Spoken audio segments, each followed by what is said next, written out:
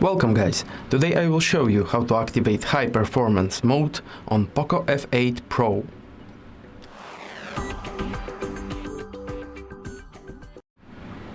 So, to activate the mode, open the settings app, scroll down and choose battery chapter. Here, tap on the current mode position. From the appeared options, choose ultimate mode. After that, confirm the action by OK key. Also, you can find the mode in upper menu like a tool. So, simply open the upper menu, scroll down and choose Edit key, then move down more and in the System Toggles section, choose Ultimate Mode.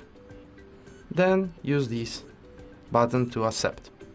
Now you can simply activate and disable mode from the upper menu. That's it. If the video was helpful, like it, leave some comment below and subscribe our channel. Goodbye.